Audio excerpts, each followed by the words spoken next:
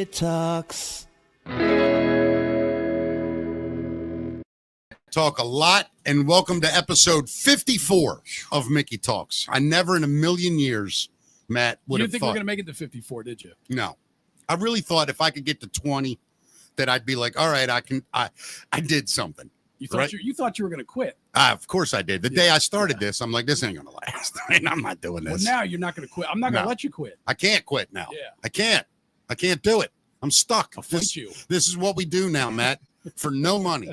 We are the hardest working freebies. Our full-time, no job. I'll tell you one thing. We might be the best show on the internet. Yeah. Might be. But we're definitely the poorest. That is a fact. All right. We have we're no the money. Best at something, man. Yeah, we're number one Yeah. at something. Today's show, as always, brought to you by Barnes Paving. Incredible people there at Barnes Paving. Give them a call, 443-243-3710, or check them out online, barnespaving.com. That's BARNES paving.com, whether it's commercial, residential, driveways, crack filling, whatever it is. Barnes Paving is MHIC licensed and insured and accredited with the Better Business Bureau. Barnes Paving, thank you. You are the reason we're on air at all. So thank you, Barnes Paving. Now, I want to jump right to our guest, Of Matt, course, and of we're going course. to do our show, but you don't get legends in here often. True story. legends. Yeah. And when I started radio, this was the number one morning guy in Baltimore. Ladies and gentlemen, the legendary from WQSR, Steve Rouse. How are you, my friend? Good. Great Thank to you. be here. Thank Yeah. you. Thank Sit you. down, everybody. Stay seated. He'll be here for a while. You know, I let me interject just quickly, Please. and then it's, You can it's take your control. show. This is like when I would sit in for Amelia or Josh on the 98 Rock Morning Show. All of us, I was so used to running a show, you know, all of a sudden I was bringing in guests that were out in the hallway, and Mickey would be like, I don't even know who the hell this is. I don't know anything. Don't worry about it. They It'll be good. They've always did that. They sat me in front of a mic and they went, we'll take care of everything else. Just do that part. I just want to say that this is a first, I think, today that because I've watched and listened to a lot of your stuff, and it's the first time I think Mickey hasn't started the show complaining about something. Yes, it's Like, true. You know, the internet. What's wrong with the damn internet? This mic isn't working. The Look, evening is still young. Steve. Oh, okay. I've been complaining about a lot. But the reason I won't complain is because you're here, man. And I Thanks. want to say that when I started, you were on a station that back then it was called Oldies, Right. which played everything from the Beatles to the Beach Boys to Right. 50s and Right. all that kind of stuff. And, you know, now a classic rock station is the exact same thing as it was Yeah, for you pretty back much. then. Yeah. So when I started, I was like, oh my God, Steve Rouse is the king, you know? And then as I got to know you, I realized why we're so good at it. I'm going to give you a little ass kissing for a minute because you deserve it. Seriously. Just for a minute. Yeah. But no, I'm serious, Steve. Like you had a show that parents and kids alike. That's my story. Yeah, you know? you listened Yeah. with your dad in the car. You know, my dad thought he was black, so I always had to listen to V103 as a kid. Right? My dad loved Motown and all that stuff. However, like my mom loved you. Like that generation, my parents, and you were their guy, man. You have no idea when, you know, I got out of radio and we started the farm, Sure. which, you know, most radio people do, of course. Yeah, get into the farming business. Yeah. I had so many, about half the people that would come into our market would know me from the radio. The Sure. other half, I was Farmer Steve, you Right. know. Yeah. And, but I had a lot of guys that would come in. They'd be like 40, 45-ish, Yeah. 3 or 4 kids. Sure. And they go, oh, man, my parents used to listen to you. I listened to you on the way to school in 6th grade. I'm like, oh, my God. Holy crap. You want 1 or 2 dozen eggs. But Steve, you know, you were the king in this town for a long time. Your show was phenomenal. You were to me, I knew I could never do what guys like you did, radio guys. Well, we did different styles. But what I really. mean is you had such a reverence for the medium and the people that you truly were up against. I mean, your era of jocks were Stern and Imus and these legends. Well, and in Baltimore, you had a lot of morning shows going on. I mean, I remember as a kid, Johnny Walker was like, I don't know if you remember Johnny Walker, yeah. you know, but when you came around, you were it, man, Well, for a long, long time. It took a long time, Mickey, to get there. Did it believe me. really? Oh, yeah. How long did you suffer in Baltimore before it hit?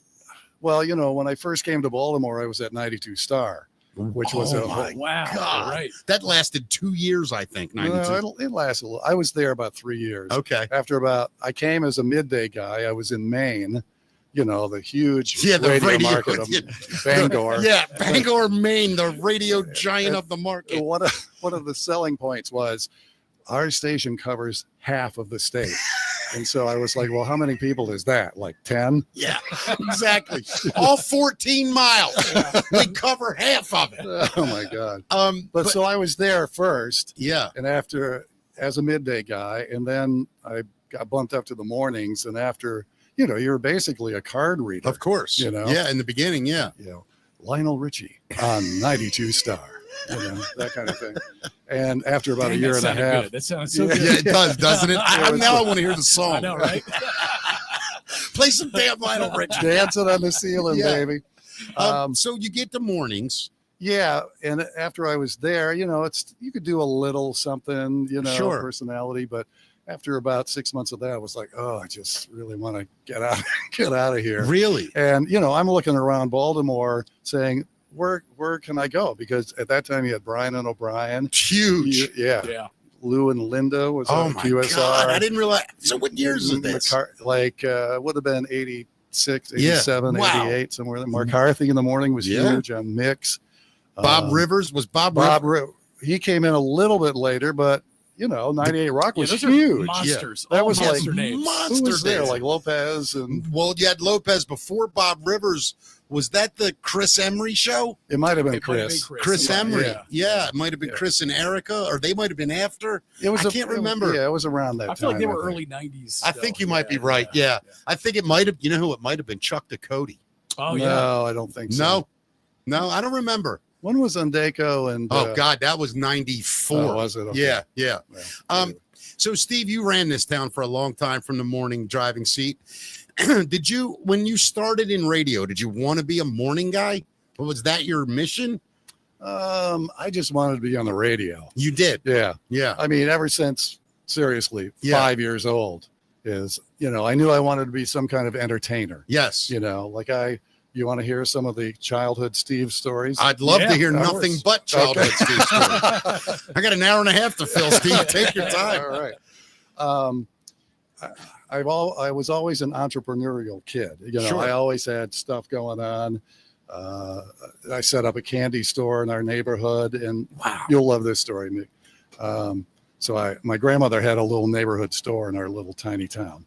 I grew up in a little town called Gouverneur, Gouverneur, not governor. Governor. Right. Rhymes with manure. And about a fishing cast away from Canada, Yeah, right? exactly. Yeah. Seriously. Upstate New York at the Yeah. border. Yeah. Yeah. Northern New York, 18 miles from St. Wow. Lawrence River.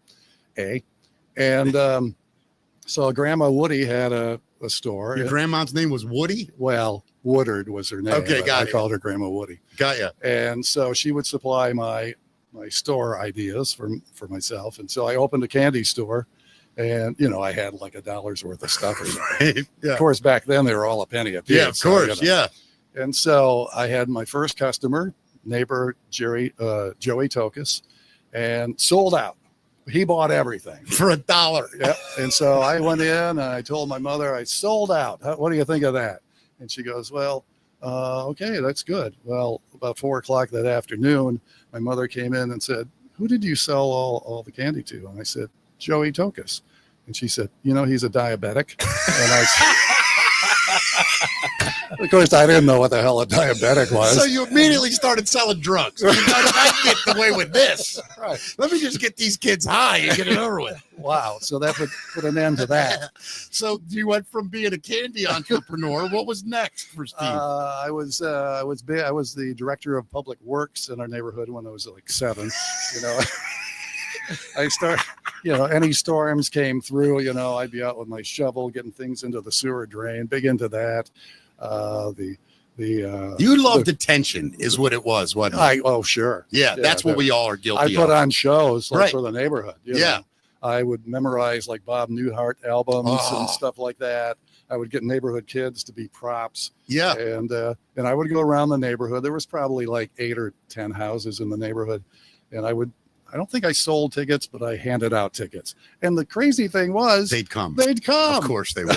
Yeah. You know? Now, to set the stage, I mean, you're talking, what years is this? 60s? Early 60s? 50s. 50s. Yeah. So this is the milquetoast American town. I mean, totally. good morning, neighbor, that kind of stuff, yeah. right? Hi, neighbor. Yeah, your milkman brought it up to the Oh, steps. totally, yeah. We'll have an orange drink this week too. A quart of orange drink. So you grow up in that environment. Did you go to college? For about a month and a half.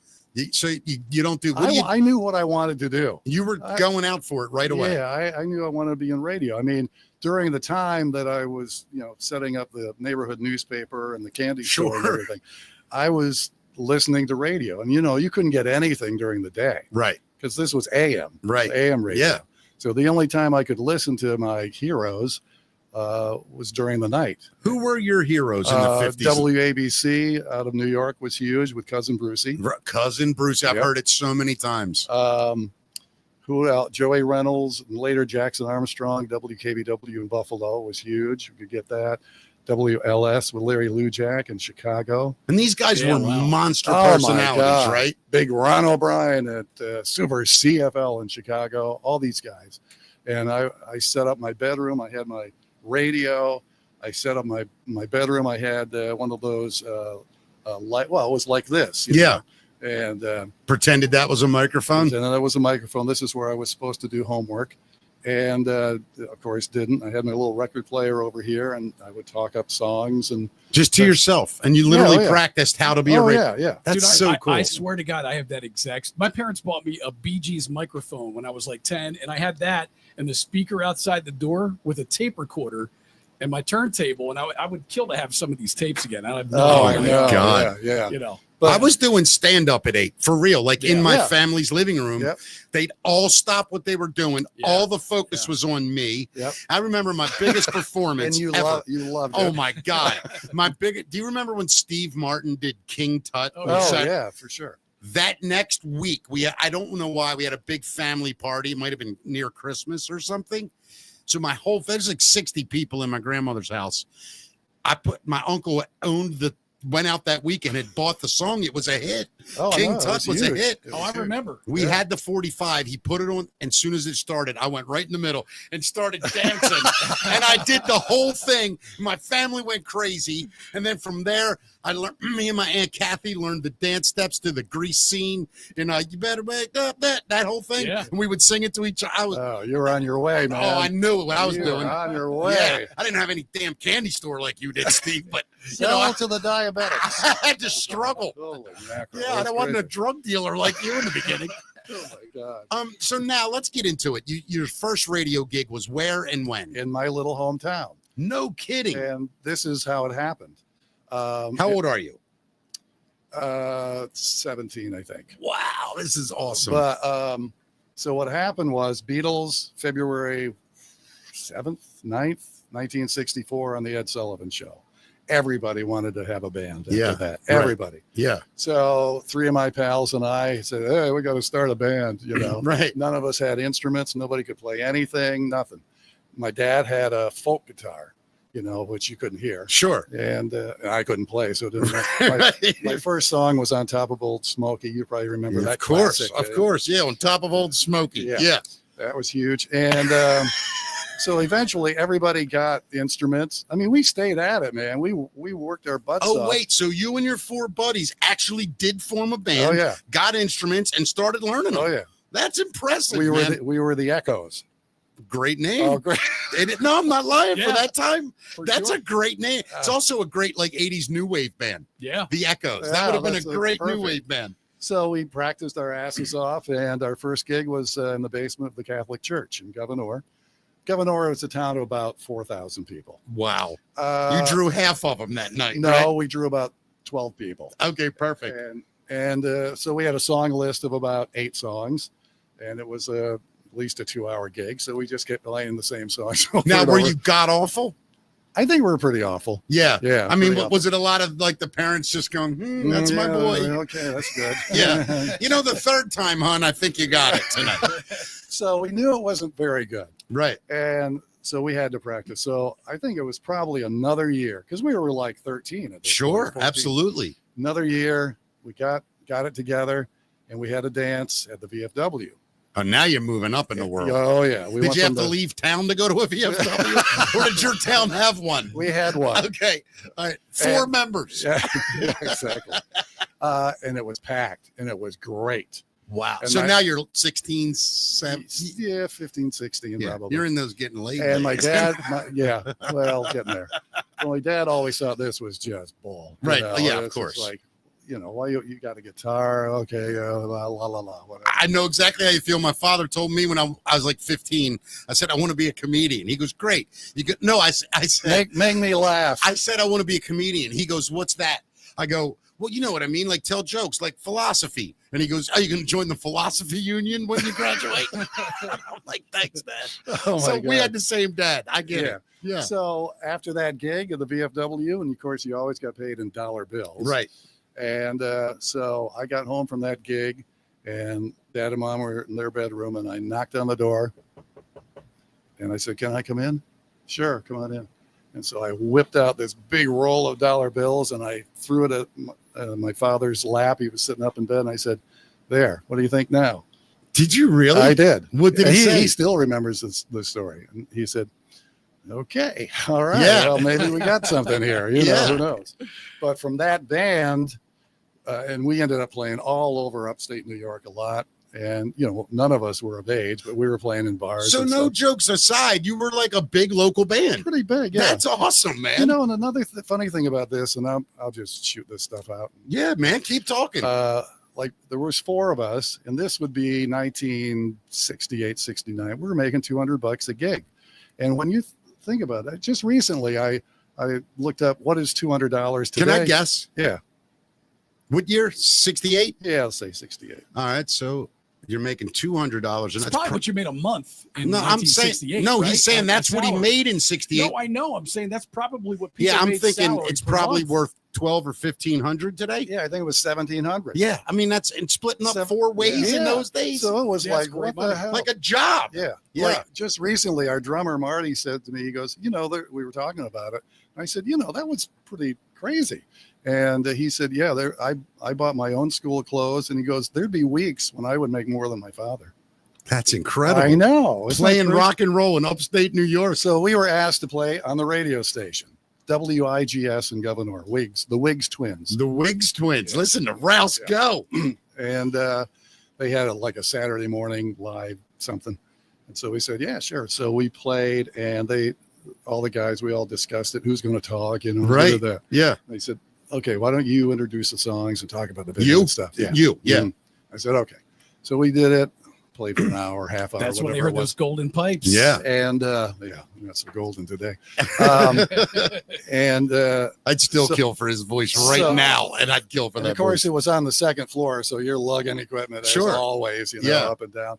And our drummer's mom said, "Steve, you sounded good, introducing the songs," and that's all I needed, man. And then you, That's all I needed. So I met a guy who was working the night shift on the station, and just started hanging around, and that's kind of how it all started. Wow. That's And amazing. they gave you your first shift eventually, which was what?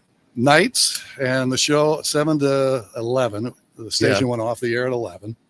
And the show was called Country Fair Time. It was country music. Nice. A little station like that, they did trying to please everybody. Sure. So Yeah, from 5 to 6, it was was- Merle Haggard or whatever. Yeah. the Ag Report. Yeah, yeah. What's What the was- cost? What's the cost of pigs this day? What was your music back in the day then, at that time? Oh, it was top 40. Popular top, music. yeah, Were you a yeah. rock guy? Yeah. Did you love the Beatles? I mean, did that change your life like it did Yeah, for a oh, lot of yeah. guys? Well, that led to all of this. Yeah. Yeah. Really. Yeah. But Steve, I'm not to interrupt you, but that's a really cool point because I've thought about this.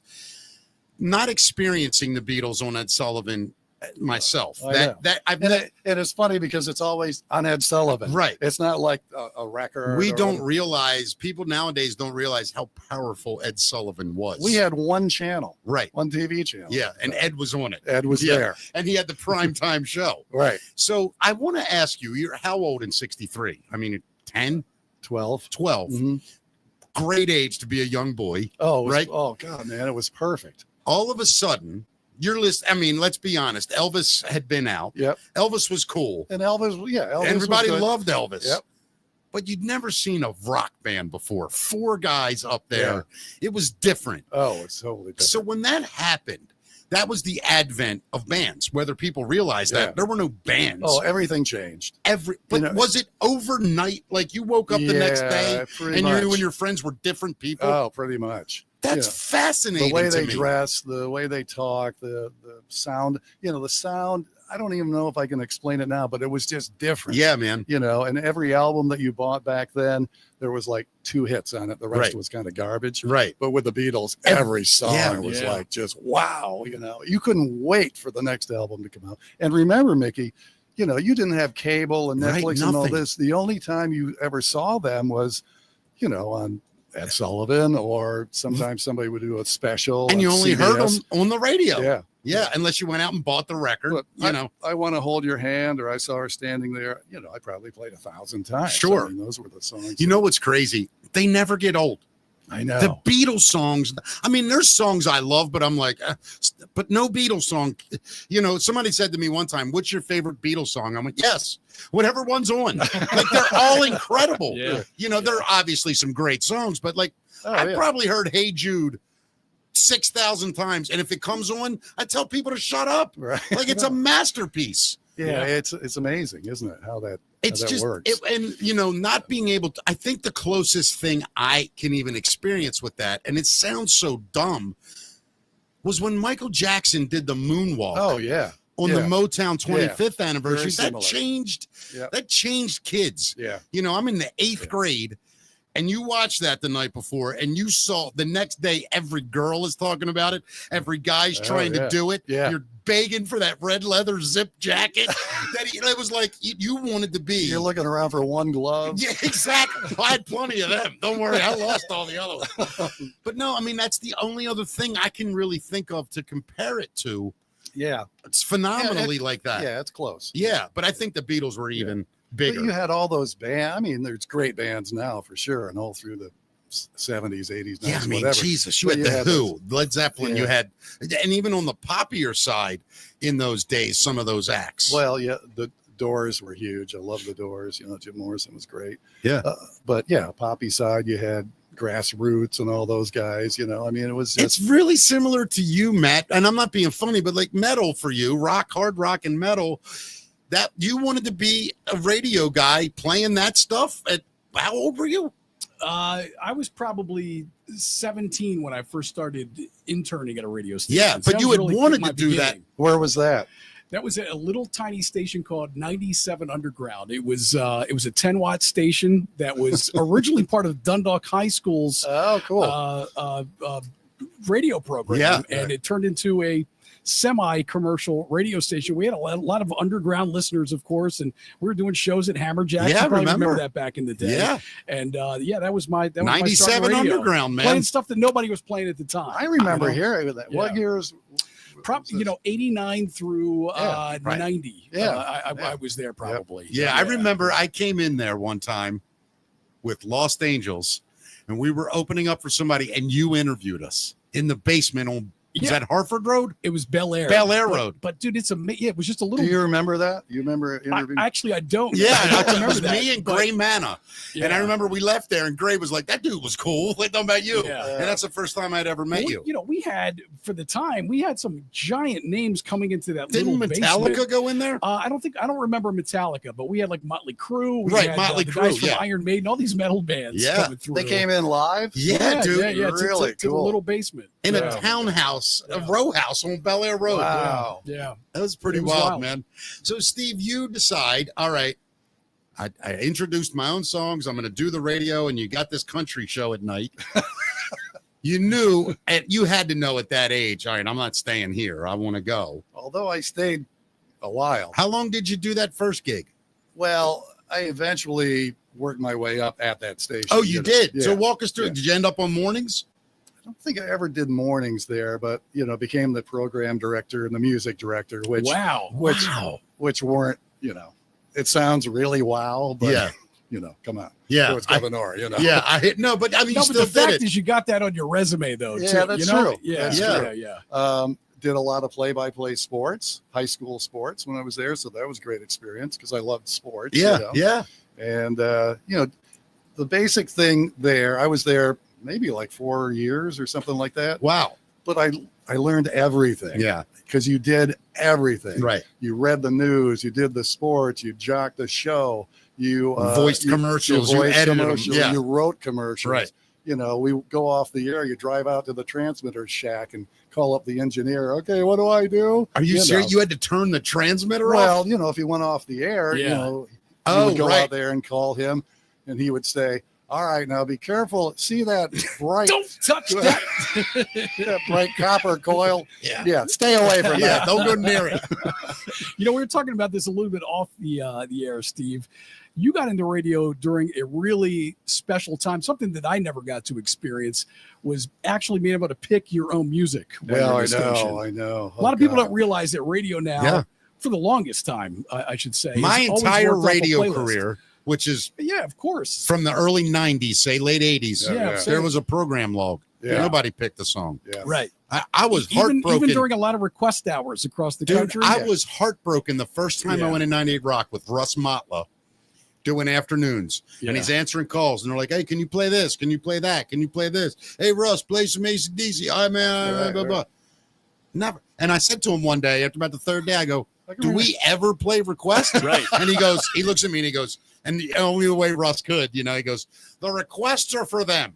Yeah. That was his thing. Well, It was like they feel Wow. good calling up. If it comes on, it comes on. I'll put it to our viewers in this way: in that it was something that you would get reprimanded for Oh as my a jock God. if you went off the Oh, list. God. You Dude, know? I got you know how many Yeah. times. Yeah. So when We do. when we were doing the night show, me and Jen, Yeah. and we were playing 8 songs an hour, right? Yeah. And then letting us do 4-minute bits to develop our show. Anyway, I'll never forget the second night I'm on the air. I'm looking at the music log and I go, I don't like any of these songs. This is just my own arrogance, right? Right. So Jen's like, we can't. We have to play those. I go, why? She goes, those are programmed. I go, yeah, but the computer just, I don't know anything. So I go, nah. I go over. I played like 6 songs in a row that I wanted to hear. B cuts and shit. Right? Sure. On 98 Rock. Right. Oh, God. The listeners loved it, Of right? course. Oh my God. Dave Hill calls me and he's like, what are you doing? Oh, God. And I go, what do you mean? He's like, I got defensive because I'm like, I'm playing the songs because I used to try to play less songs. And people are loving Yeah, them. people love them. And he goes, Mickey, we work really hard. And there's a reason we have to play because they have to get so many plays a day. Yeah. And you know how all that goes. Mickey, we've researched this, man.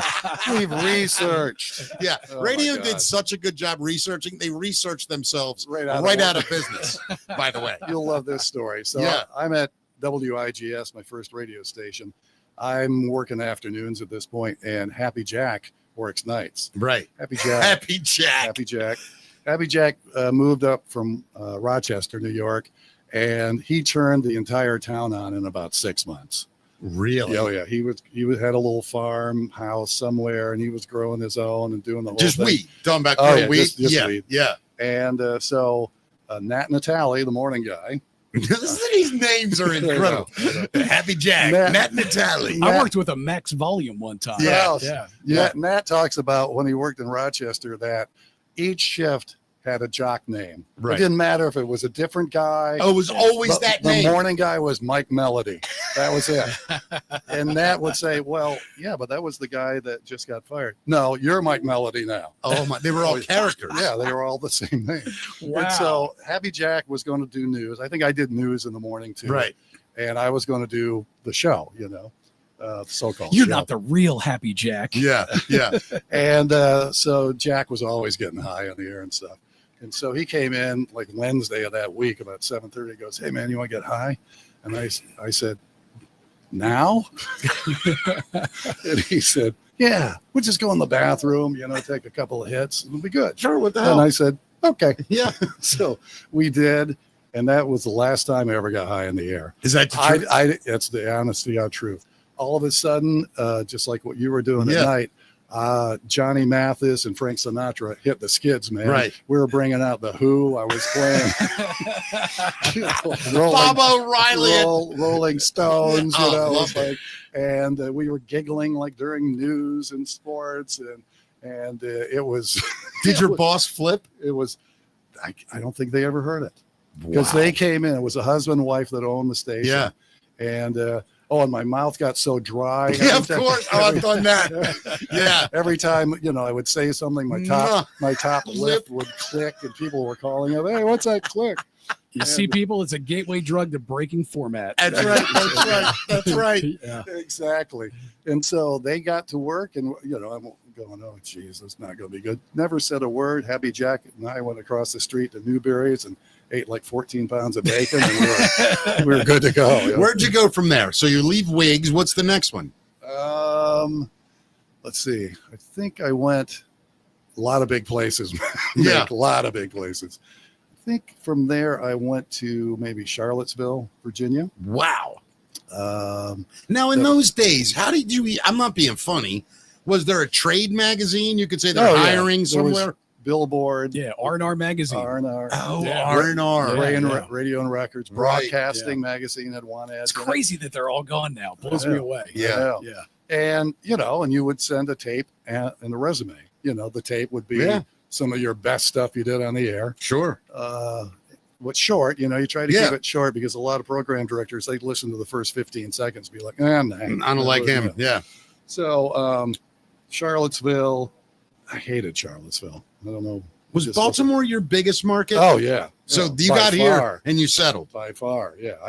I came from Maine, and I just fell in love with Baltimore. It's a great town. What was the first station for you here then? 92 It Star, was 92 Star. WYST. Okay. And I came from Bangor. I had a come to Jesus meeting in Maine, where I'd been in the business like, God, I don't know, 15 years, and I'm in Bangor, Right. and I'm like, I don't, living paycheck to paycheck, barely making it. And I got a girlfriend at the time who was picking up roadkill so we can have a meal, Yeah, I get it, man. Seriously. Yeah. Or going down on the rocks and cutting mussels off the rocks in Maine just to eat, it was tough. What was your favorite roadkill, Steve? What were you eating? Well, those days? we didn't. A guy named Steve they ran over. And I'm kidding. At the time, I walked in and she was cooking. I said, man, that smells good. What is it? And she goes, I'm not sure. It's probably either a grouse or a partridge.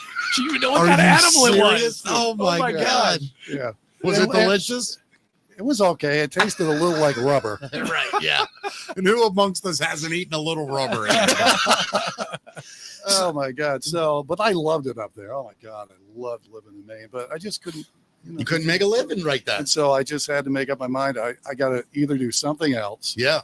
Or what would have been the other thing, you think? I could do a little carpentry, that sort of thing. You would have went that path. Maybe, but was farming not a thought in your head at the time? No, farming was not. How is the farming for you now? What is it? What's a typical day like on the farm? Well, I still, I've still planted a garden. I still have chickens. But you're not doing the commercial side of it anymore. No more side is all customers. done. Yeah. Vicky got to the point where she was like, they're just here 24/7. I just want my house back. Well, I'll tell you what freaked me out when I went to the farm was his bee collection. Yeah. These huge bee things. It's not a bee collection. Whatever the hell it is. The hive. And these things. And he's like, over there. I'm like, no, thanks. I'm good. Which reminds me, I took a picture of this yesterday because I thought we might talk about this. All right. There was a big article in Baltimore Magazine when we started farming, and in this, here's a picture of the cover of the magazine. Right.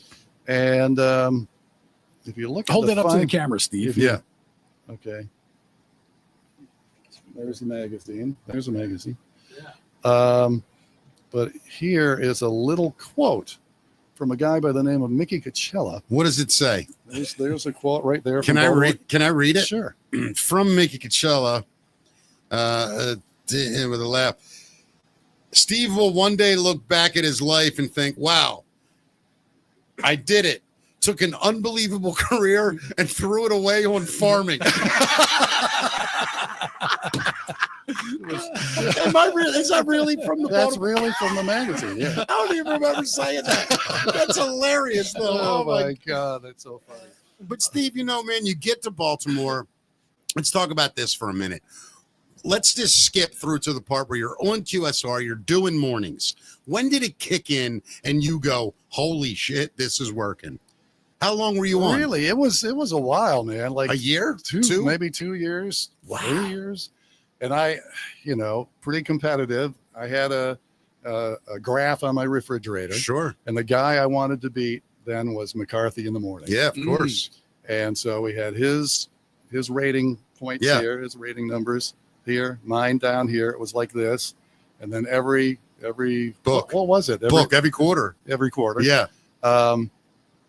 Closer and closer. Every so often, though, it'd be like a little step backwards. I'd be like, God, I know the show's better than that. Right. Better than his show. I know it, Just kept plugging away. But one thing about doing that show was when I first came to Baltimore, as you said earlier, B104 was like, they were God. Brian and O'Brien. You couldn't beat them with a stick. No, and you couldn't go anywhere in Baltimore without seeing a B104 something. Yeah. They were out.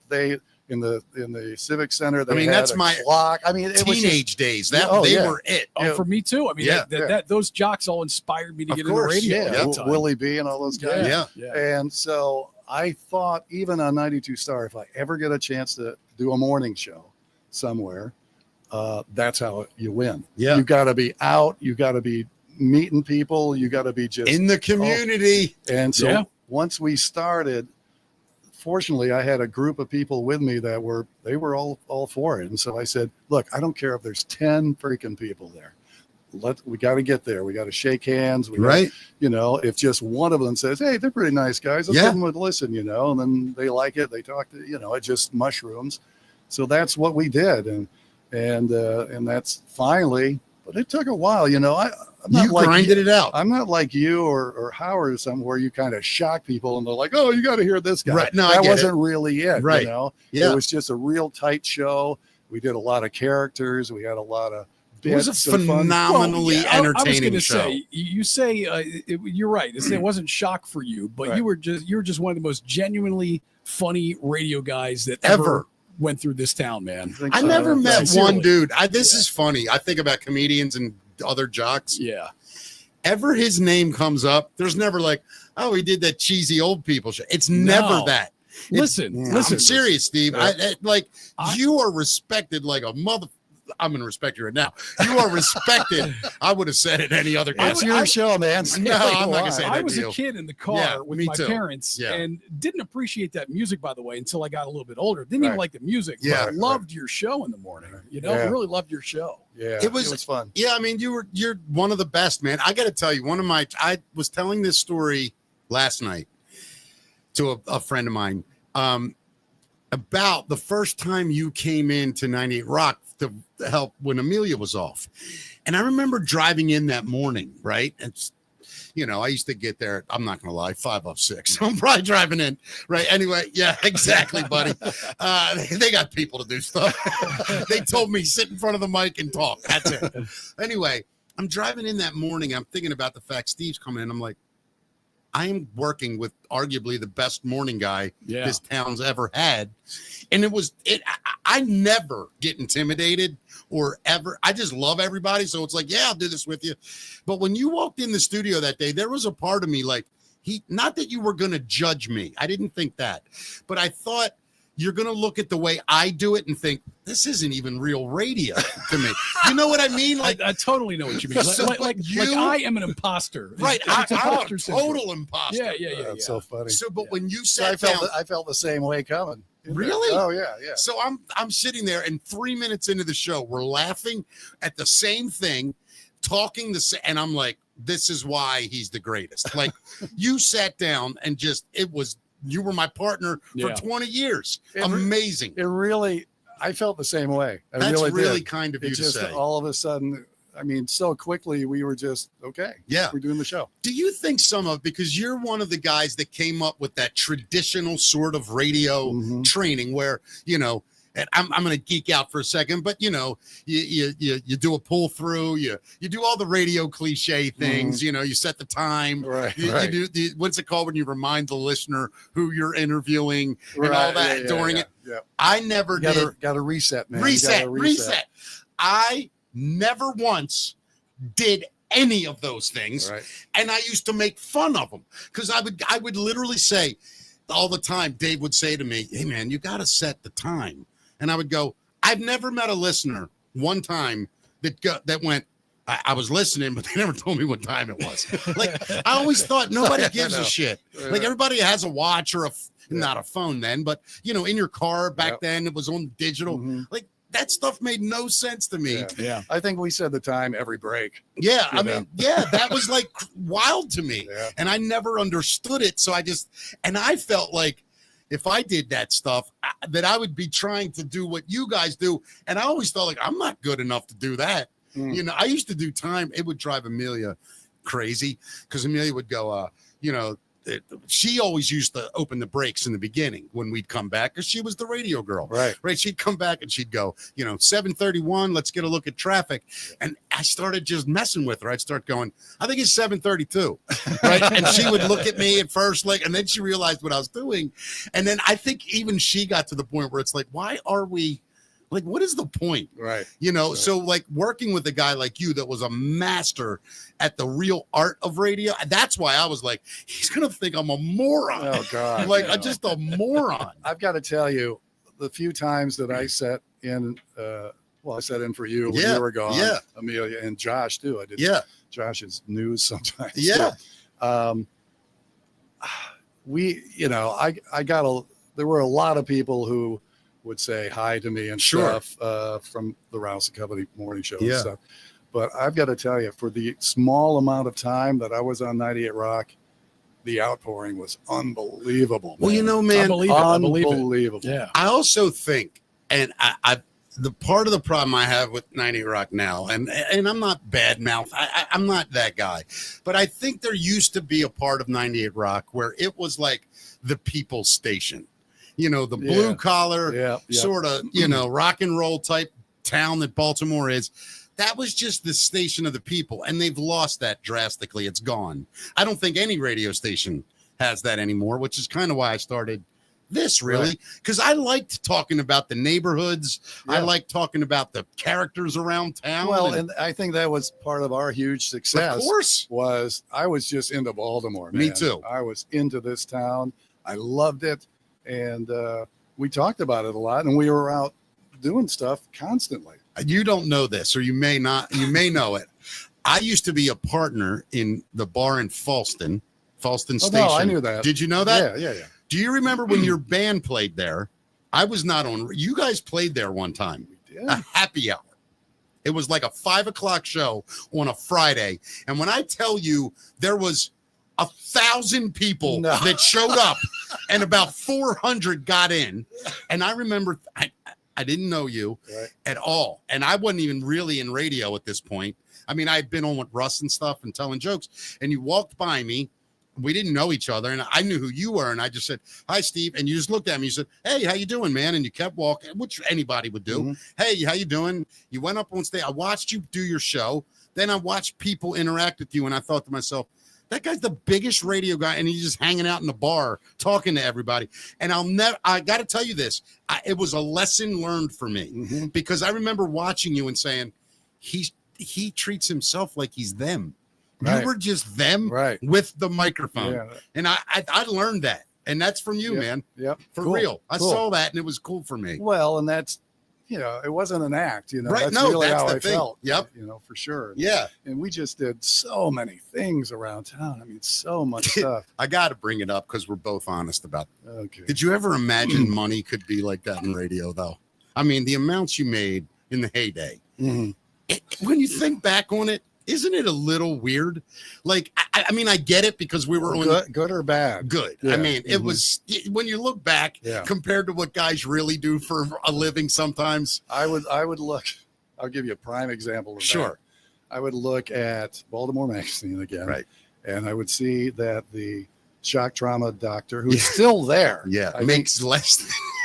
was making was less that? than I was Yeah, making. me too, Wow. man. I was like, oh my god, Yeah, it's Yeah. creepy, this isn't it? This is not right. Yeah. This is absolutely not correct. Neither one of us did a damn thing about it, though. We No, took every dime they gave us. But Well, it was- the thing about it is, people say, well, you probably did pretty good during radio, and I did, but it was for not a long time. right, you know, were so- in radio 40 years Oh, or whatever, yeah, and you made yeah. money 12. Right. Or Yeah. maybe even less, you Right, know. yeah. So it's not like you had a long time of socking stuff away, Sure. So You did all right, though, Steve. You Yeah, it did. was You all got right. the big farm up there in the nice county and it's all right. doing good, man.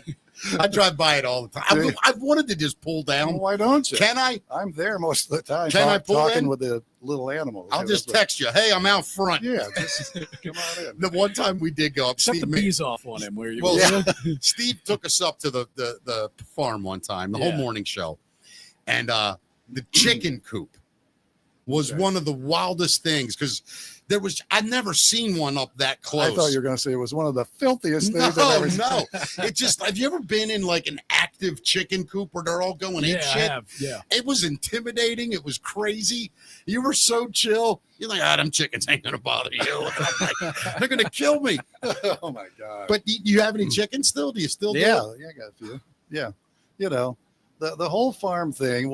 It was interesting because once QSR ended, then I did a year doing the morning show on LIF. I remember that. 101.9. Yeah, I remember that. Yeah, I know. Oh You my were God. miserable. Oh my god. Yeah. I wanted to stick an ice. And pick they in my kind of put the kibosh on what you actually did as a show, right? yeah, a Yeah. little bit. It was kind of a thing where, hey, Steve's coming over here, and initially, it was pretty good ratings. Yeah. but people were like, no, this is Yeah, this doesn't work. This is not what I was expecting. Well, I think the thing with you was that the people that loved the music that QSR, that was their lifeblood, that music. It was really the only station doing it, and they had a phenomenal morning show. Mhm. So I think that whole combination was really the atomic Yeah. weapon there. Nikki, I've always said that, it's like a pie Sure. where you've got different slices of the pie. You've Yeah. got, a pretty good morning show, but you've got to have a lot more to go along with that. Yeah. You've got to have a general manager that's behind you all the way. 100%. You got to have good promotions and marketing Yeah. and all that stuff. And really, when CBS bought, I don't even remember what year it was, but Right. CBS bought us, QSR, Mix, I don't know, like Was that 4 or like- 5 stations. Was that like 06 around there? Well, no, I think it was more like 2000. Was it that early? Okay. Yeah. It was never the same Right. because you had one department head for all the stations. Yeah. And I'll always remember. And none of them have any artistic ability Yeah, whatsoever. yeah. They're all Whatever. bean counters. Yeah. But I remember once CBS bought all the stations, we had a meeting at the Sheraton in Towson, and they had a convention room or a conference room with a stage and stuff. So the big wigs were up there. Yeah. And at the time, I don't remember what ratings we had, but it was pretty good. Let's say we had a 12 share, Sure. and Mix had a 4, and Yeah. LIF, whatever it was. Yeah. And so they're standing up there and said, our goal for all of these stations in the near future is that they all, for selling purposes, advertising, all will have a 5.5 share. That is our goal. And I'm sitting there going, It doesn't even make Yeah, sense. wow. Right. What is happening here? Yeah. Yeah. And like you said, you were so Baltimore, and that kind of sucks all the localness out of a station too. Right? Well, and the tough thing was, I wanted to kill Nix's ass. I Mhm. wanted to kill 98 Rock. I wanted You wanted to kill, win. Yeah. Yeah. I wanted Lori- to beat you. Yeah. Of course. Lori DeYoung, even though it was country, she Nobody could beat that she woman. had though. great numbers. yeah. I wanted to beat her, and now all of a sudden we've got to go, hey guys, great, do a good job this one. I love your promotion, giving away that vacation. It's like, Yeah. no, I Yeah. can't do this. Right. It's brutal. The thing I always remember, though, we talked about Howard Stern earlier. He was on CBS at the time. Sure. And our program director came to me and he said, we need you to play these promotions for Howard Stern show. And I was like, On Huh. a different channel. He was in Baltimore. I can't remember on what station. Yeah, but he was on AM, 105. right? No, he was. Oh, yeah, it was 1300 in the beginning. Yeah. And yeah, you're right. Yeah. And so you, on a different station, you had to read ads to promote Howard on another station. Yeah. Gone. Yeah, I'd have quit that crazy. day. Well, I never did it. Right. And that's what I told him. I said, and I remember having a nose to nose. Yeah, of course. Chat saying, I'm not doing this, man. I can't. Why would I promote another morning show in the same town? Yeah. It's stupid programming. And he said, well, you got to, the suits in New York. I said, well, I hate to tell you, but you're going to have to get somebody else to do the show because I am not doing that. Good for you, man. Yeah. That's when 98 Rock, they tried to tell me that I had to promote stuff. I wouldn't even promote the other shows on the station. I'm totally kidding. I used to go, we get off at 10. I don't know who the hell's on for the rest of it. Coming up next is that dude, Sarah. Sarah's next. The guy with blonde hair. I don't know. Steve, at this point in life, you're doing okay. You're fine. You're living out life. Do you miss entertaining people? When we had the farm going, the farm's closed now and stuff. Sure. That soothed that need. Sure, the interaction that you had daily. Yeah. So it's been a little weird since then for me. Well, listen. Well, the good news is Steve's got his own podcast that he's oh, doing now. Really? And, did a little reunion for Rouse and Company recently. Yeah, up in Bel Air, right? Yeah, that was so crazy, man. Where was that? Well, we do our podcast so we can eat. Right. So it's at 111 Main in Bel Air, the restaurant there. Awesome. And that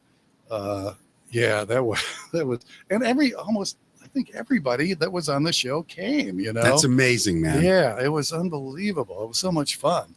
I wanted to go all day, Yeah, of course. Yeah. But it was fun. Well, Steve, I don't know if you know this or not, and you're doing it with Maynard. Yeah, who I adore. Yep. I do you know Maynard, man? Of course. Yeah, I love Maynard, man. A really cool guy. Super talented. He started with us when he was like 12. I know, or something. man. Yeah, it was talk about a talent. Oh, but we're in the podcast business as well. So now, really? Is that what this is? Yeah, believe it or not. I know it looks like we're doing TV in here, but it's really the internet, Steve. However, the thing we're learning with these podcasts and to make them big is doing each other's shows because it's not like radio. We're all individuals and you just share these audiences because it's always in your hand. Right. It's always available. It's a totally different deal. So please, that door is green for you, my friend. Anytime you ever want to come up. Thank you very much. We're going to do our version of the news real quick, Steve. And it's called That's the Facts, Matt. And Matt just reads things, and we decide whether or not we're going to talk about it or not. Oh, okay, good. So feel free if you want to hear. Yep. Here we go right now, brought to us by Barnes Paving. It is That's the Facts, Matt. What do we got? So we've been keeping up with the Diddy trial here, Oh, just because of you course. can't watch it on TV, so you get the highlights. It's on incredible. Mickey Talks. Yeah.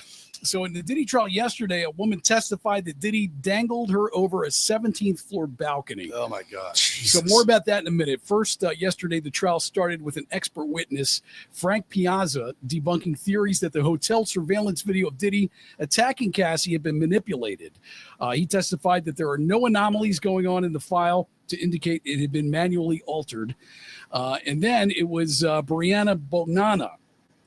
She recalled during a 2016 Miami photo shoot that Diddy got into her face and snarled, "I am the devil and I could kill you." Wow. Yeah. This is the lady that was dangled over the 17th story balcony. I know you were talking about this yesterday, and I don't mean to interrupt you, but I got to keep going back to, I think we've heard enough where the judge legally should just be allowed to say, okay, we can take him out back now and shoot him. That's I don't understand that's why. the world you want to live in, huh? I mean, listen, dude, when the 12th girl gets up and says he beat me up, he held me over a balcony, he raped me, he did. Well, and you've got video, you've got every. I mean, look at Ray Rice. He had the one shot and he was done. This guy. This guy's getting it. I mean, Listen, the trial's as long as Ray Rice's career. Yeah, I agree. I mean, every single one of those people on stand is its own felony court case. It's incredible. Yeah. I just don't why they just take that guy out back and shoot him. They're going to get him on racketeering. That's what their goal is, I think. I mean, I just think if you go at the end of this trial, I'd love to see the bill.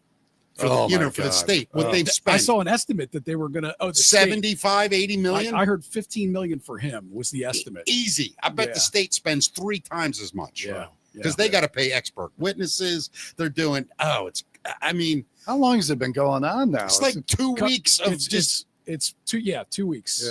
Yeah.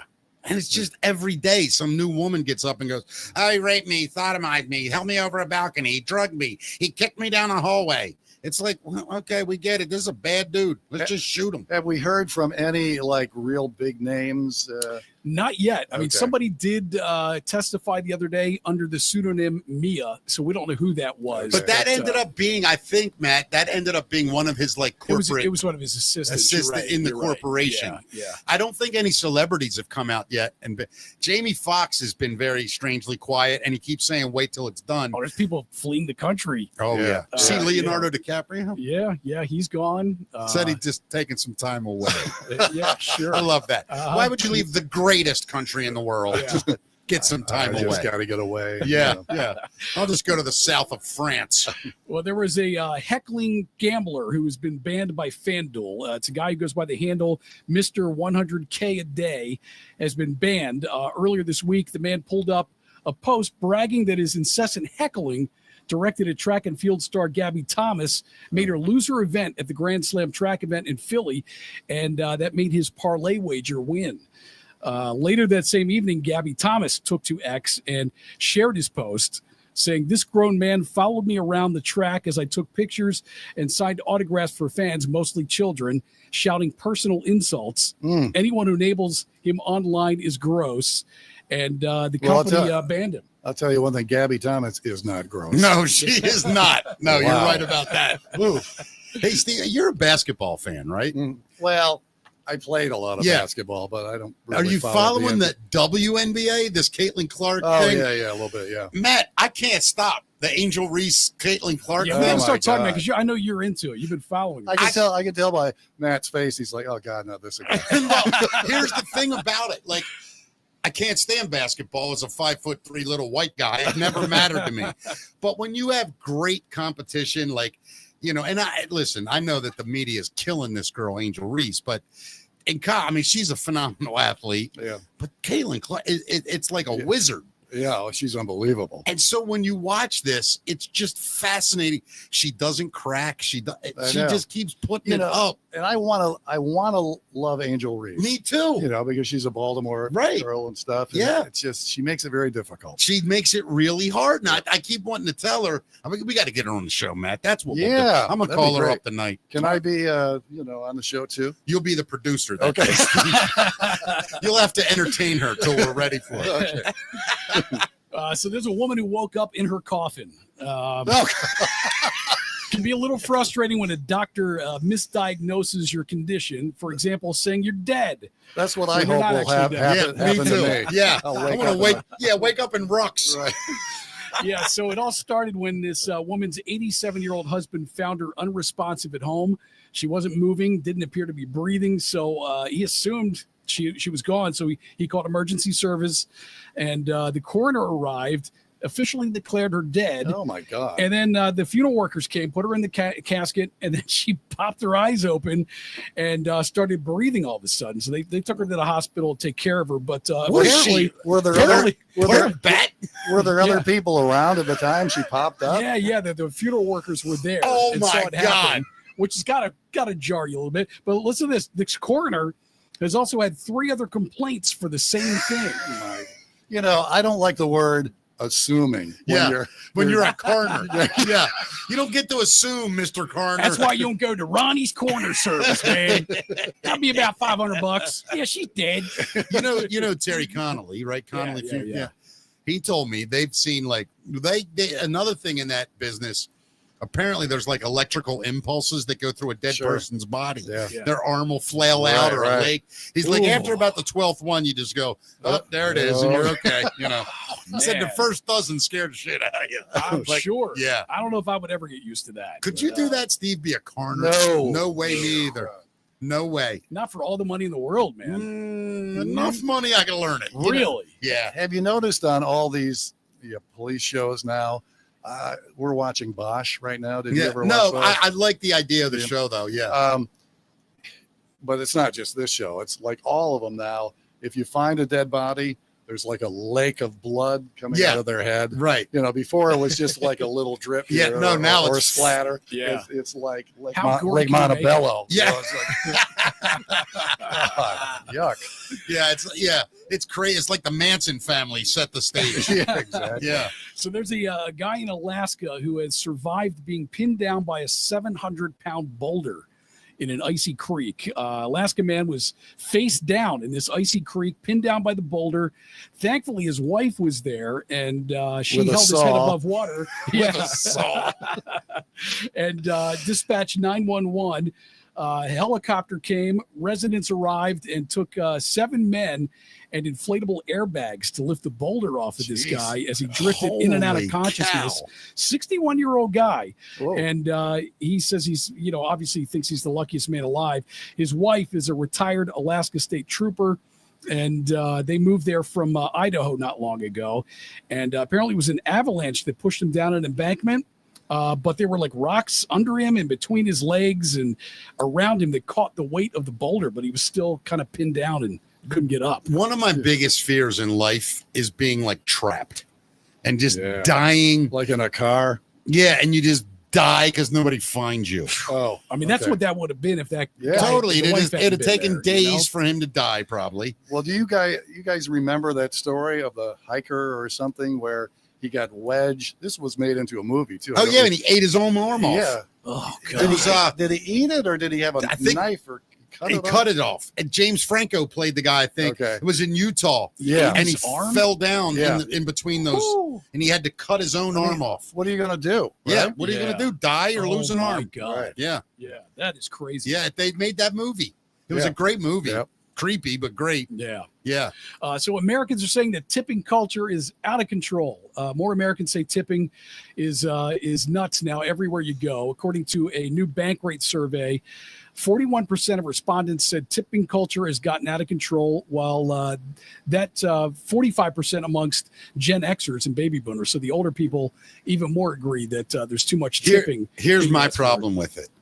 People that work for tips get paid about $3 an hour. Yeah, if that. Their income is the tip. Right. When you work at Starbucks and you turn around and fill up a cup of coffee and hand it back to me, Yeah. I'm not. It's insulting to me. Or even better, when when you're you go to making a place 14, 15, where you're and- doing self-service and Yeah, there's a tip there's a option on tip there. option. Yeah, yeah. I hate that when they flip the screen around. and You it's would like, you like the tip? God, I hate that. Yeah, it's pretty awkward. And I think that's probably the idea, is to make you feel Oh, yeah, awkward of enough to course it tip, is. right? Guilt. I have zero. You know why? No, I'll tell you why. Because I earned tips in my life. Sure. And I've had nights where I made $12 Yeah. because nobody freaking tipped me. And these kids are making at least minimum wage. Right. Yeah. And then with the tips, they're making 20, 30 an hour to work at a counter. Yeah. I'm just not doing it. Pay your There's dues. smoke coming out of your left ear Yeah, I right now. can't stand that crap.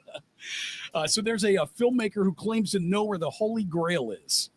He says he knows where the location is. Mark Christopher Lee believes the chalice that was used by Jesus during the Last Supper is in St. Albans. Lee says St. Albans, Vermont. I'll have to look into that. I don't Okay. know where that is. Yeah, is that in Vermont, St. Albans? Yeah, I think it's a different St. Albans. It must be. Yeah. It's he the Holy says- Grail? Yeah, he's saying this is where he discovered it was a forgotten grave of one of the Knight Templar. So it must be Not- the not- medieval religious order said to be the guardians of the Grail. Not in Vermont. Not Yeah. the I'm looking it up right The now. Holy Grail was found floating on Lake Champlain yesterday. yeah.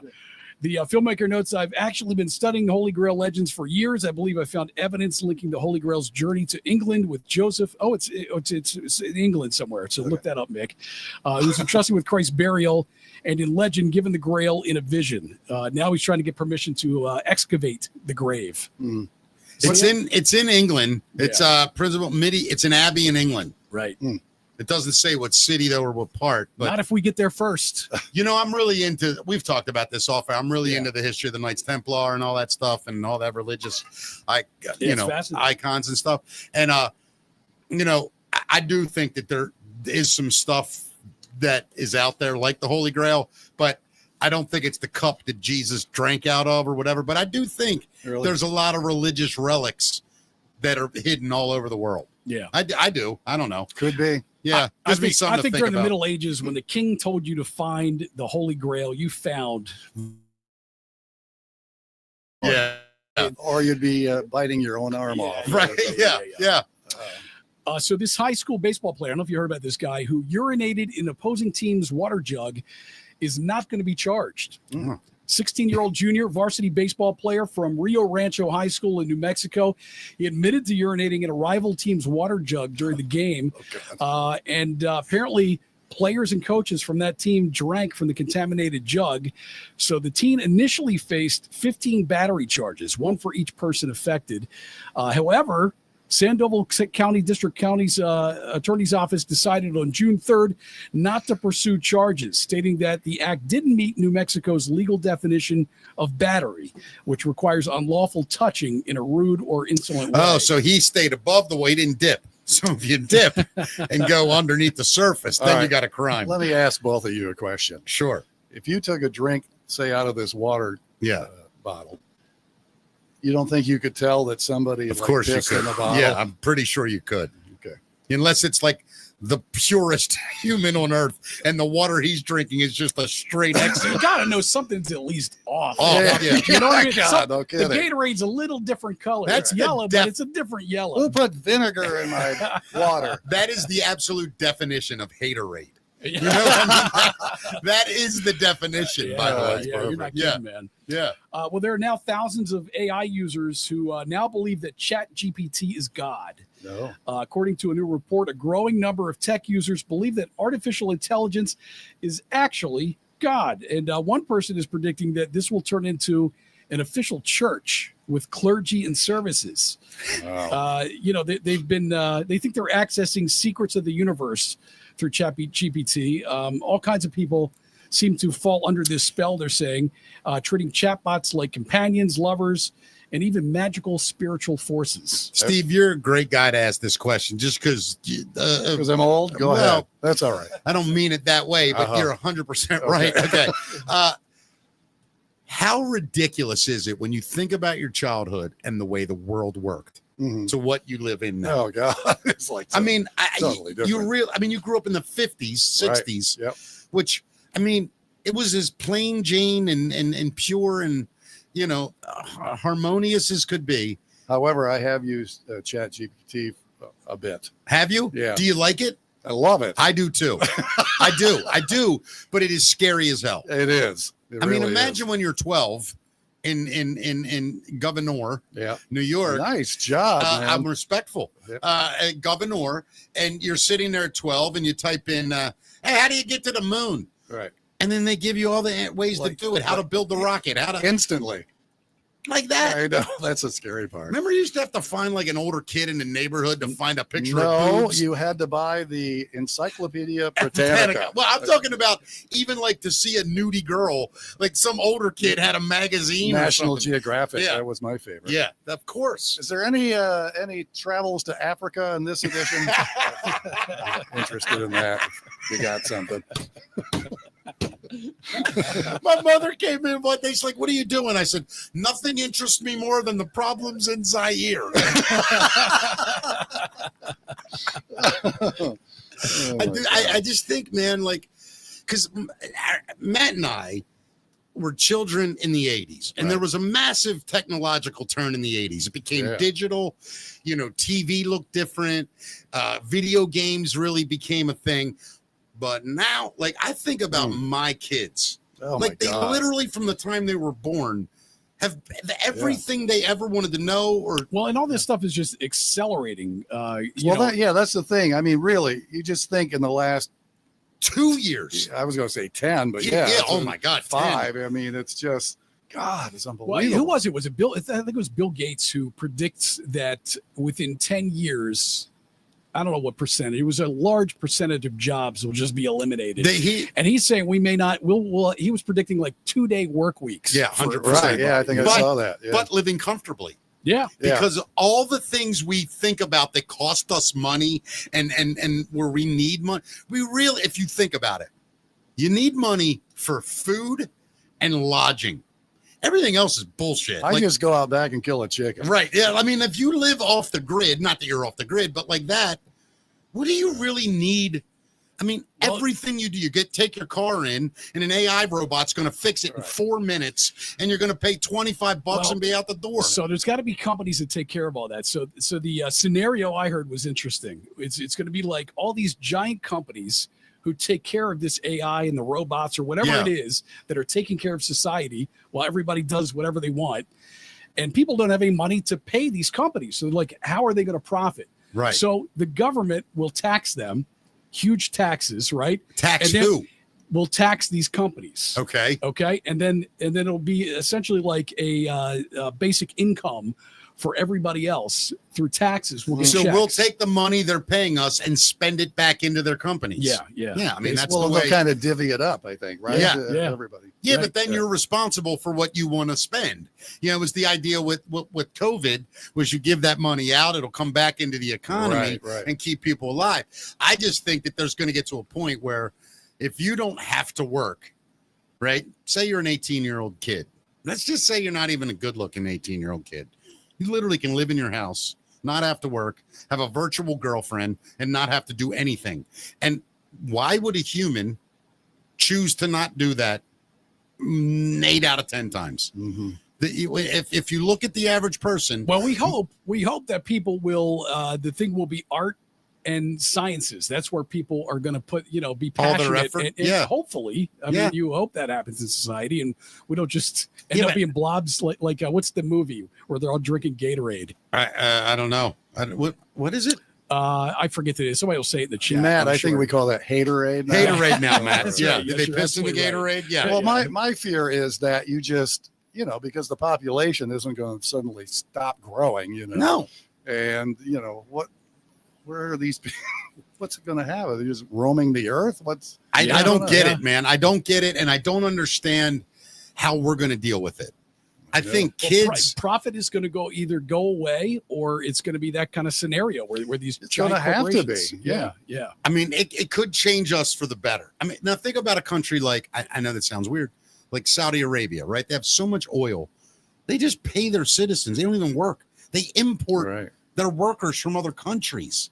So you just get money from the government and you live.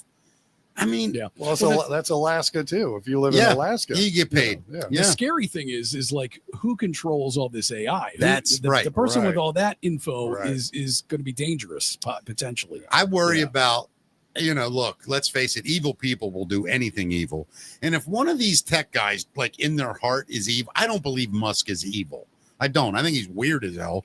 But I think all of his businesses are basically humanitarian. They are. If you really look at what that guy, he wants to change the world, which I love, but for the better. But I do think there are some guys out there with some money that want to control. There'll always be that person. You know what freaks me out? Yeah. Imagine the armies of robots that are going to be. We're going to fight wars with robots and drones. Well, it's all online now. I mean, our government is more worried probably about cybersecurity is a bigger threat than over anything. Nuclear weapons. Of course. Yeah. It's creepy. This is what I say. Do what Steve did. Put all your money into chicken and eggs. Figure out which one comes first, because I don't know. I heard a great joke the other day. I was on Amazon today. I bought a chicken and an egg. I'll let you know. I like it. Do we still have a little time, or what are we doing? Of course. Yeah. What's your, when you're doing your stand-up, I'm assuming you put together, I don't know. You're assuming wrong. I don't put anything together. I walk on stage and start talking. Really? Yep. About whatever I feel like talking about that day. I've never really written a joke in all these years. So you don't have, if they say you got 10 minutes, you know. I'll just talk for 10 minutes and make it funny. Okay. That's how I'm not lying to you. No, I get it. I believe me.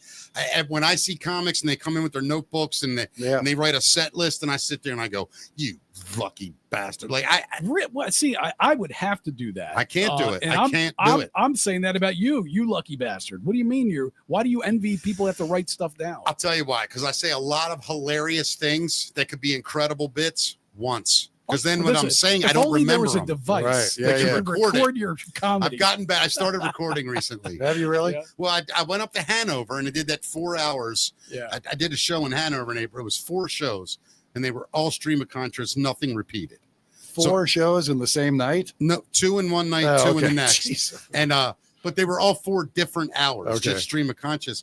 And you saw me. I started going through editing it because I realized there's a lot of great stuff there that I would have Right. never remembered. Yeah. So I'm learning how to write, but I write on stage. Here's now the other I'm learning how to problem. record. Well, it. you've been pretty successful doing I'm doing it all your right. way. Yeah. Here's the other problem. You hate listening to yourself. I can't do it. I get it because have you been like this, Steve? Have you been able to listen back to your air checks? I love myself. Do you really? Yeah. I mean, like, honestly, are you comfortable like if you got off the air, somebody handed you the show, could you listen to it the whole drive home? Yeah. I couldn't get off the parking lot.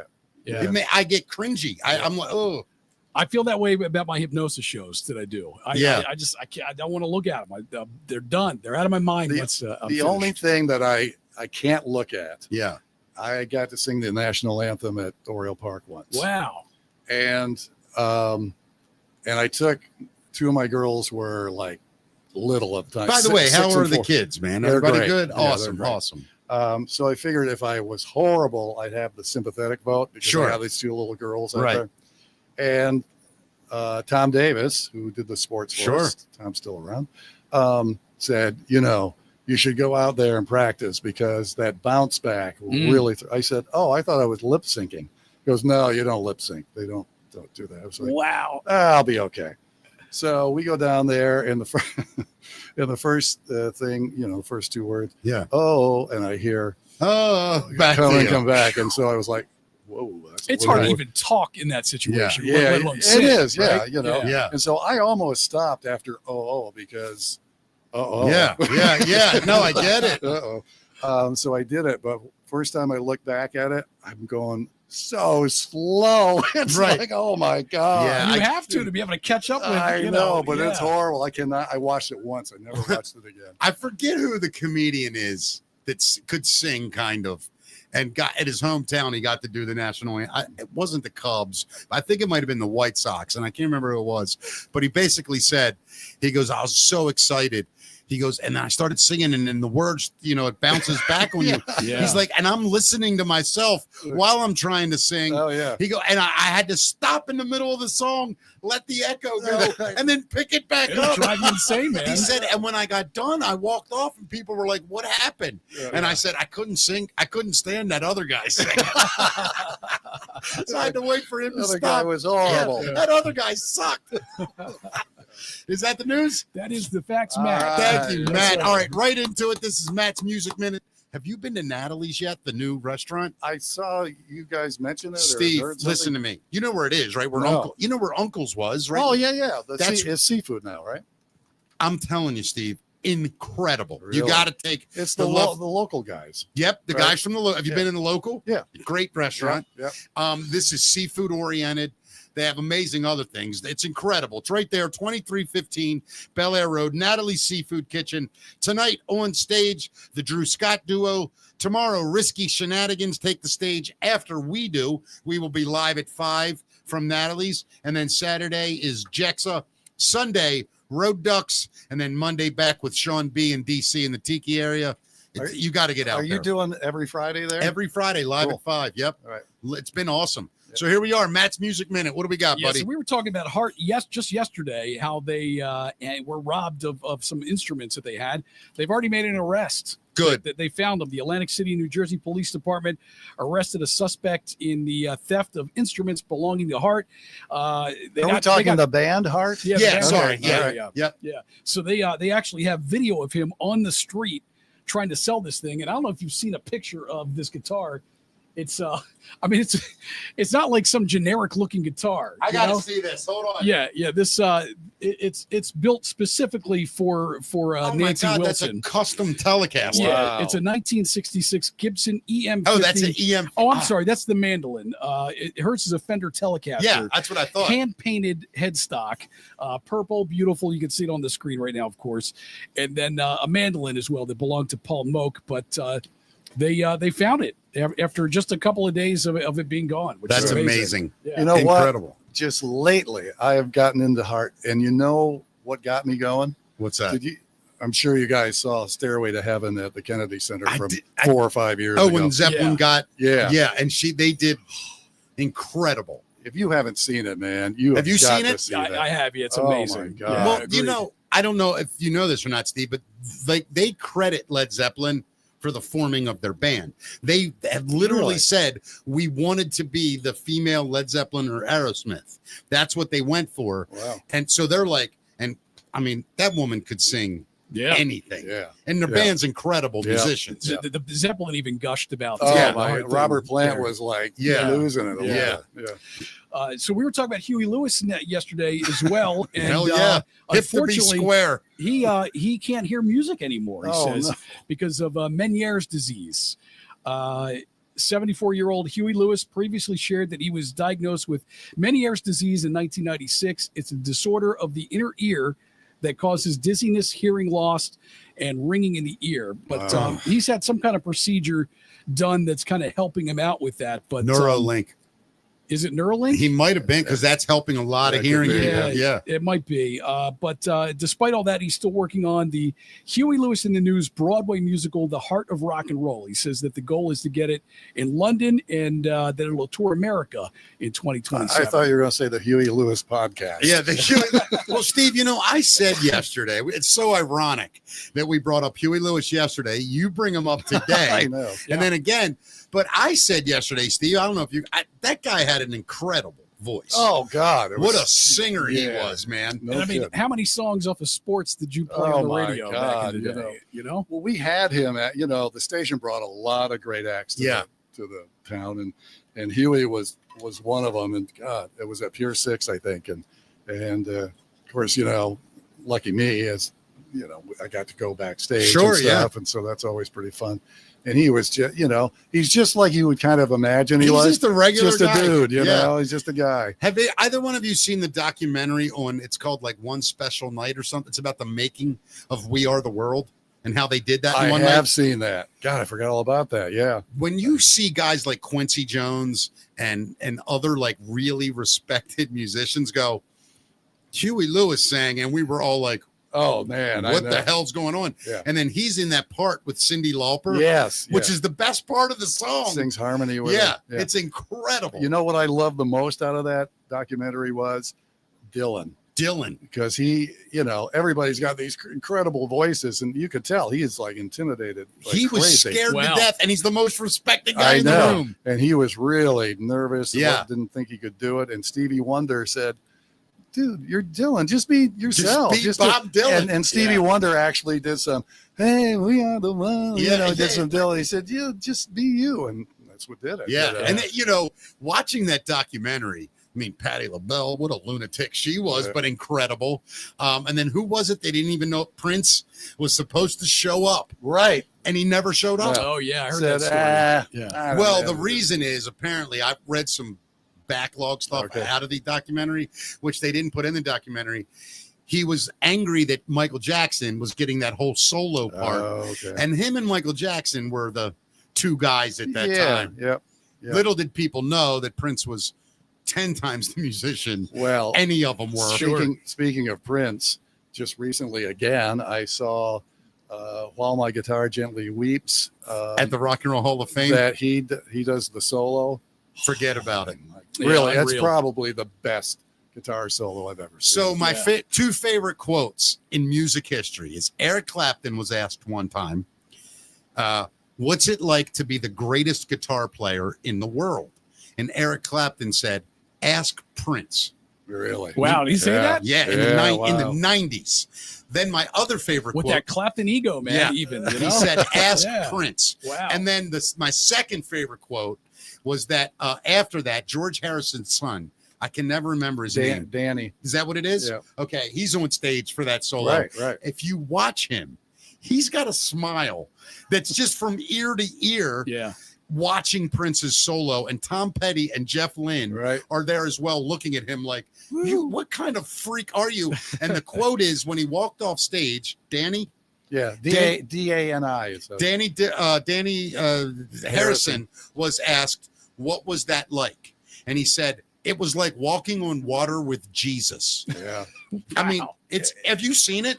Yeah. Yeah. It's amazing. And Prince doesn't hang around. He hits Throws that the last guitar chord up, and gone. just walks away. Yeah. Just like, he's saying, All right, beat that. Well, you know, the craziest part is he was asked to do it the day of. Yeah. He was, Really? yes. And he didn't know the song. And he literally said, what key is it in? They told him he'd listened to it twice to know the Came in and changes. just wailed. And then he just does that. It was unbelievable. Yeah. What a freak that guy was. Oh, I know. In many ways. Yeah. You know, by the end of his life, though, he had gotten his shit together. Like, he was really starting to normalize a little bit. But then that operation, and that's a sad story. Right. Yeah. Well, another sad story. Jimmy Buffett's widow has filed a petition to remove the co-trustee of the late Jimmy Buffett's $275 million estate, claiming that he has failed to act in her best interests. So in her filing reviewed by Variety, Jane Buffett is seeking to remove Richard A. Monsner from his role in overseeing the trust, claiming that he's been openly hostile and adversarial towards her since her husband of 46 years died in September 2023. Not giving her any info about it, billed them like just about $2 million for a year of handling and fees. And so it's going to court, and she is seeking to remove him and replace him with somebody new. Wow. You know, Jimmy Buffett is a guy that I found a year and a half ago. 2 years ago. I'm not kidding you. Like, here's the weird part. I knew Cheeseburger in Paradise and Margaritaville. Right. And I thought, all right, he's a hokey sort of novelty guy that just had a following. And then a friend of mine, actually Shannon's roommate, Stan, is the biggest Jimmy Buffett fan I've ever met. So he would listen to a lot of it. And I remember when, Alexa, he would be like, play Jimmy Buffett music. So I'm around the house and you hear these songs and I'm like, who wrote that? He's like, that's Jimmy Buffett. Who wrote that? That's Jimmy. And so I started learning what a songwriter that guy was. Really respected, like amongst the country guys and the Americana guys. Yeah, I mean, that's why, the being a parrot head is a thing, I guess. I just thought it was you got drunk, smoked weed, and looked at girls' boobs. Of course, that's I really right? thought that's what it was. But I thought it was just goofy, silly songs. Yeah. Well, that's everybody's following. Yeah. But the parrot heads were, how did he create that? How did it happen? Who knows? It's an amazing story. Oh my God. It is. And I'm a fan now. I do. I like Jimmy Buffett. Yep. Cool. Well, I think the All-American Reject stole one of your ideas, Mick. Everybody does. Yeah. The front man. I've been writing, excuse me, Matt, but I've been writing all sorts of ideas during the show. Feel free to take them all. All right. Okay. Yeah. Their front man is joining OnlyFans to continue the band's disruptive streak. Listen. Wait, I'm not familiar with this. You don't know what OnlyFans is? Oh, yeah, I know OnlyFans. All right. So here's what I want. Not that I've ever. Right. Yeah. Here's what I want to do, Steve. I want to put this show as it is on OnlyFans. And here's the reason. And do it in the nude or what? No. Okay. Just like this. All right. And all we do is the show. And I'm telling you, the disgusting, horrible people that join OnlyFans, right, are going to at least have one thing on there that they can look at that's quality entertainment. Okay. That's not necessarily making them feel bad later. These will be your own parrot heads. Yes. Yeah. Okay. And they're called the MFers, Mickey fans. That's what we're going to call them. MFer. Matt fans, Mickey fans. Perfect. They're MFers. I like it. But I wanted. Is he really doing it? Yeah. So this guy says he decided to create an account to build a closer, more direct relationship with fans. He stayed vague about what his subscribers are in for on the often not suitable for work platform, but he said that they can expect, quote, full frontal rock and roll with all access. He said, so they're doing it. They're doing it. Fans will be charged around 69 cents. Now, when they say all access, are they doing it nude? It says full frontal. He's been very ambiguous about what will be happening there. Steve, my idea originally for OnlyFans was this. You join, and then I do live shows, and I start the show off naked. And they pay me to get dressed. You follow me? Oh, yeah. I should be at $1,000 about 4 seconds into the show. If everybody just gave $1, I'd be dressed in 2 minutes and get the hell out of there. One show. Bye-bye. That's it. Once a day, I'll do it, and that's it. Matt will retire on it. Oh, man. I love it. Let's make it happen, man. All right. That is Matt's Music Minute. You're the best in the biz, buddy. And by biz, I mean on Mickey Talks doing the show. Steve, I got to tell you, man, I hope you come down and do it more. I could talk to you for hours. Where do people find your pot? Do you even know? Yes, I think I know. All right, where is it? Name of the podcast is Lunch with Stephen Maynard. Okay. I have a blog / website, therealsteverouse.com. It's always on there. Did somebody else have SteveRouse.com? Yes. God. SOB. I know. He's a music guy too. Of course he And, is. and he's retired. And so I actually sent him an email. Yeah, would you like to sell man, it? Yeah. You know, and nothing. So Nah. we're very close, I think, to jumping over him. But you are the real Steve Rouse. Yes, so that's right. So screw I'm there. that guy. And, you know, where all podcasts are, you can get it wherever. Yeah, awesome. And Yeah. you guys have a live event where you're going to be doing the next one. Is that right?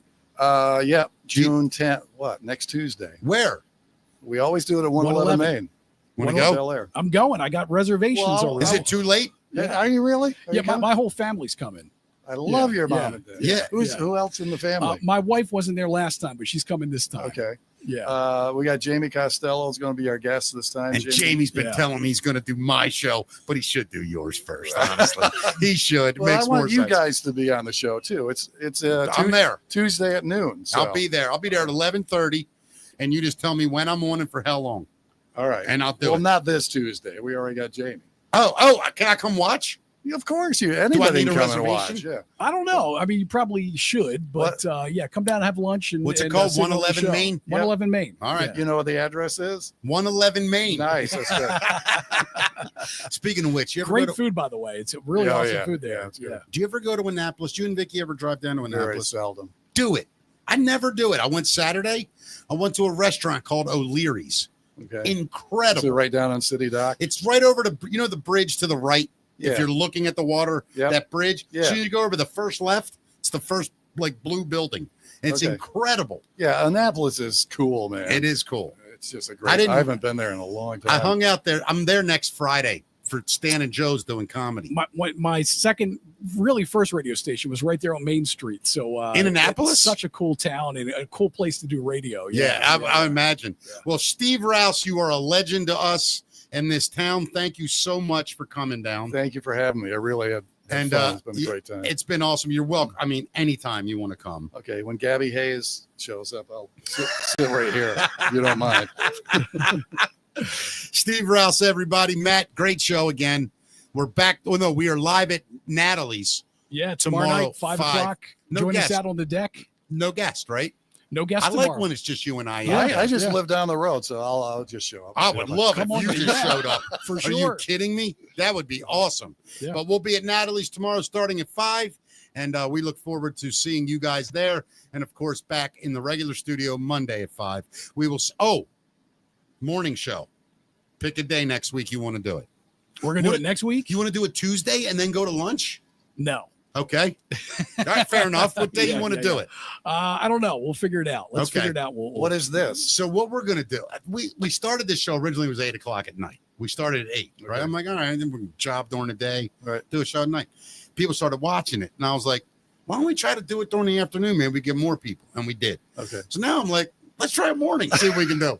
Because we're just creating our own station. Are you going to do both or just do the? I think that day we'll just do the Do the I morning think it's show. an experiment. We're just Okay. going to Yeah, see we're how going it to works. see Yeah, if that's people cool. Yeah, tune that's in or good. not. Yeah. Yeah. You know, with the trouble we're having now, Stephen, we got to start doing this. Listen to us anywhere because it's just on your phone. Like you don't need a radio. You don't need anything Right, but your yeah. phone. Yep. And you can watch us or listen in the car. Yeah. You know, don't watch us in the car, but listen. Yeah. Do We're- subscribe to our YouTube channel, though. Yes, please do. Subscribe to everything. And Rumble. If you're a Rumble person, we can't sleep on Rumble, dude. Of course not. Yeah. We're there. It's going to be awesome. All right, Steve, thank you All right, again. guys. And it's the real Steve Rouse.com for more info on Steve. And of course, Mickey Talks everywhere podcasts are available. See you guys tomorrow at 5. Thanks. Bye.